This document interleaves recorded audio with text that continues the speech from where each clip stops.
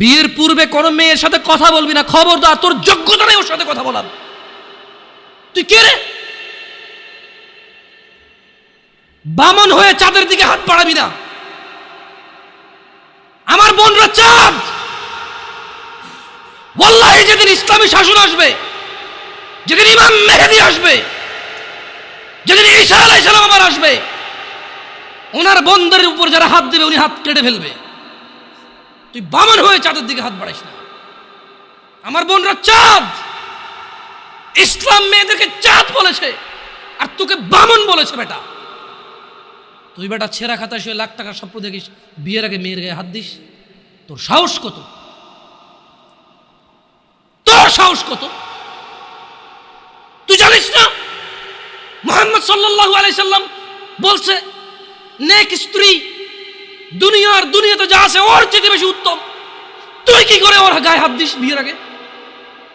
তোর সেই যোগ্যতা আছে বল? তোকে আল্লাহ জাহান্নামে ফেলবে, তোকে আল্লাহ জ্বলন্ত আগুনে নিক্ষিপ্ত করবে, তোর শরীর পচবে, তোর শরীরের গন্ধে জাহান্নামীরা থাকতে পারবে না। তোকে আল্লাহ এত নিকৃষ্ট শাস্তি দেবে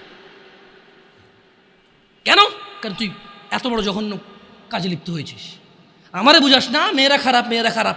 আমি তো এত খারাপ দেখি না রে, তুই কোথায় তো খারাপ দেখিস? আমি তো দেখি তুই বেটা টেনে পড়িস মাত্র। তোকে আমি ছোট করে দেখছি না বেটা। তুমি বের হও, ছবি পাঠাও নাহলে হাত কেটে ফেলবো আমি। দেখো আমি বিষের বোতল নিয়ে আসি, ছবি পাঠাও। তুই বেটা আমার বোনটাকে বেটা ফুসলেছিস বেটা ফাজিল। মেয়েরা খারাপ, মেয়েদের খারাপের কারণে দুনিয়া। তুই কে রে?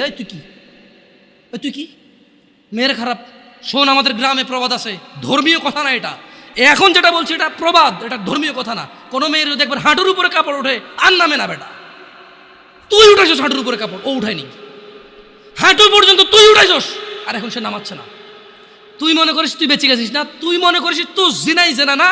না বেটা, ও তোর সাথে জেনা করেছে, এরপরে তোকে বাদ আরেকজনের সাথে করবে, আরেকজনের সাথে করবে। আর তুই সূচনা, তুই ওকে শিখাইছিস, এটা সব গুণ তোর উপরে আসবে বেটা। তুই নিজের ছোট পাপিষ্ট মনে করিস না? তুই মনে করিস কি হয়েছে, আমি তো একটা চুমাই নিছি, আমি তোকে বলছি ছবি তুলে পাঠাও, টয়লেটে যাও, ব্লাউজ খুলে ছবি তুলে পাঠাও, জামা খুলে ছবি তুলে পাঠাও।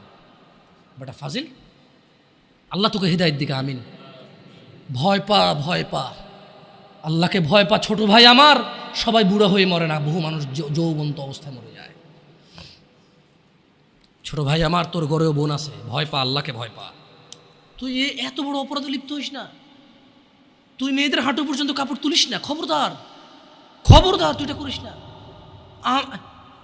তো মানুষ তো বেশি নাই, তারপর আলহামদুলিল্লাহ সবাইকে কবুল করুন, যেহেতু ঘরোয়া পরিবেশ।